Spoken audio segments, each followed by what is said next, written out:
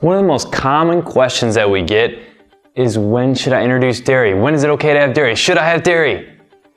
So if you've been wondering that same thing, this episode of SCD Lifestyle TV is going to go in depth on when and when not to try dairy.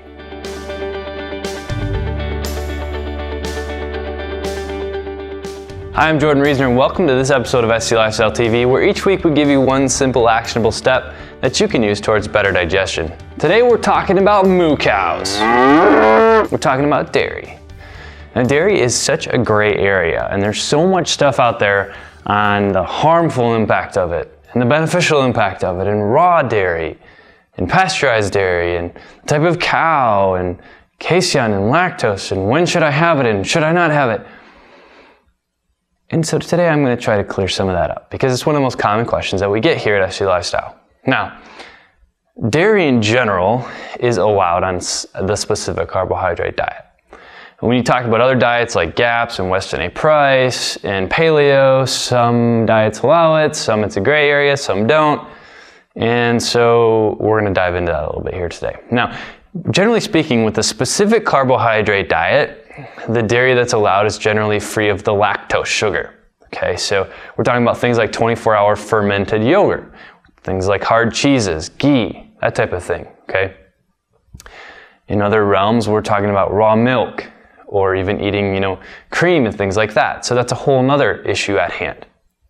But more importantly, what we came into starting to help people with a specific carbohydrate diet, we found that so many people did not tolerate dairy. In fact, they would start the SCD diet and claim that it made them worse and that they didn't get better. But the truth is that as soon as we had them pull out dairy, the diet was amazing. The diet made them feel so much better. So first and foremost, the question of when should you have dairy? We always recommend people first change their diet. So change your diet to a real food diet, meats, fruits, vegetables, healthy fats, and don't eat dairy for at least the first 30 days. Okay, at least the first 30 days. And if after 30 days you're still having a lot of symptoms, it's probably not a good idea to introduce dairy yet at that point, okay? Because you don't really know if it's going to make you feel better or worse, because if you try it and you're still having diarrhea 10 times a day and you introduce dairy and nothing changes, how do you know if dairy is really an issue for you?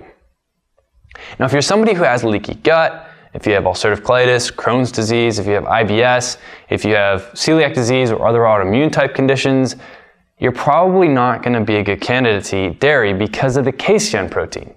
And that's in all dairy, except for ghee. Most ghee claims to be 99.9% free of casein, so that can be well tolerated by some people that can't tolerate any dairy at all.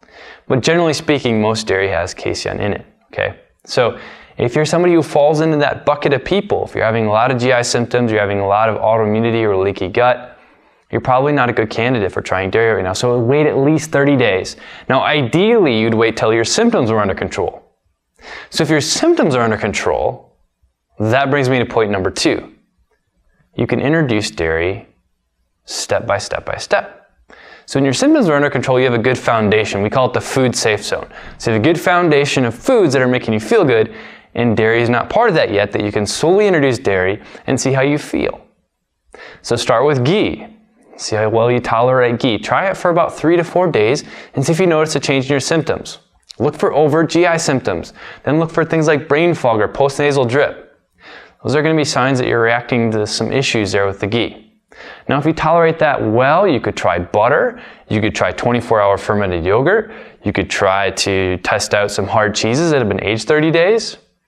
And if you tolerate that well, you might go into the other realms of trying raw milk and things like that, which, keep in mind, has the lactose sugar, so you want to make sure you don't have something like small intestinal bacterial overgrowth, which that could be problematic for.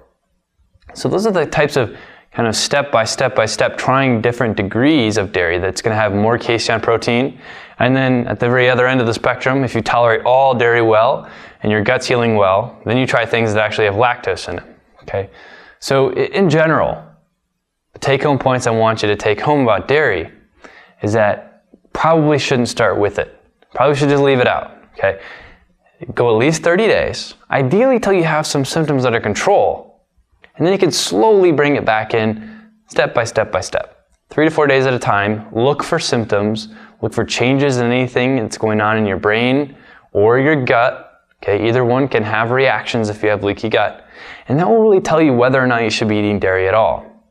Okay, and that's the bottom line. Because if you don't have your food safe zone, you probably shouldn't try anything new at that point, okay? And if you're really, really stuck, then you need to watch my troubleshooting video and start troubleshooting your diet a little bit, okay? So that's my take-home point for you today. Wait 30 days to try dairy until your symptoms are under control. From there, step it in very slowly, okay? So that's been your one simple, actionable step this week. I'm your host, Jordan Reesner. And don't forget to share the love. Yeah, share the love.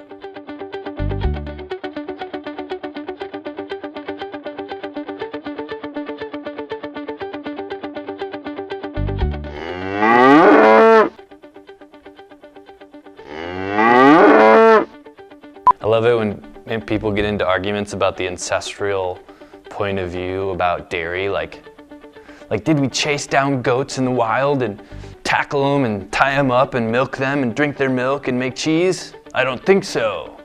And I'm just like, I love it. It cracks me up every time. It's an interesting philosophical conversation to have, especially over a glass of wine. You didn't hear me say that. Random side note, a lot of people have been asking me about colostrum, and really quickly I'll tell you this. The research, the science behind colostrum, it makes sense to me. I understand it. It's logically beneficial.